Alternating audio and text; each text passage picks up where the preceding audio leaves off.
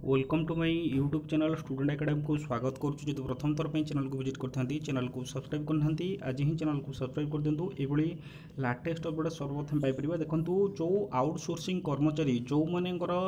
3 दफा दाबी नहीं पुणी थे पूर्वर जो सरकार थिले से दुई थर आसिकी आंदोलन में जोग देते जो आंदोलन की सरकार से घोड़ाई देते कि बर्तमान देखा जो नुआ सरकार नुआ आशा नुआ रणनीति नुआ रणकौशल बर्तमान लोअर पीएमसी को ओह्लैवा जाऊँच आउटसोर्सिंग कर्मचारी जो 24 तारीख फिक्स होता कि 24 तारीख दिन जो मार्च 24 आउटसोर्सिंग कर्मचारी लोअर पीएमसी स्ट्राइक कर 24 परिवर्ते आपंकर 26 तारीख दिन आउटसोर्सिंग कर्मचारी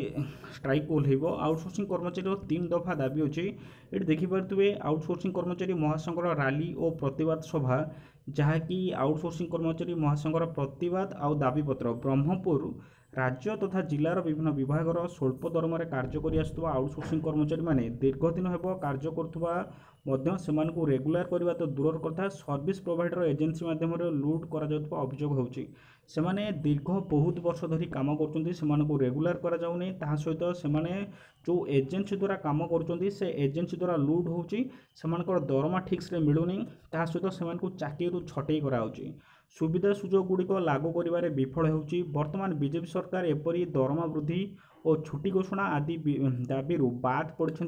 वेजेस कर्मचारी नुआ सरकार कार्यकाल आरंभ आज पर्यंत पाखापाखि शताधिक कर्मचारी को पांठि अभाव छटई कर जो देखा नुआ सरकार जेबठारु आसिले कार्य कले से शताधिक कर्मचारी छटई हो सारे। यही अवसर में आज गंजाम जिलार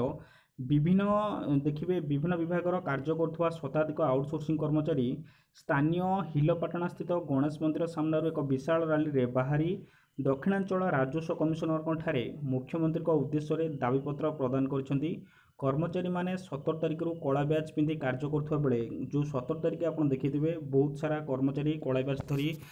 काम करते कार्य जोग देते किसी पदक्षेप न नहीं आसंता 26 आउटसोर्सिंग कर्मचारी महासंघर डाकरारे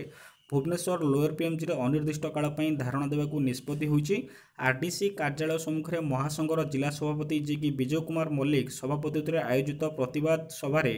विभिन्न कर्मचारी संघ तरफ नुआ सरकार पदक्षेप को आपणकर निंदा कर सर्वभारतीय श्रमिक संघ। तेणुक ये जो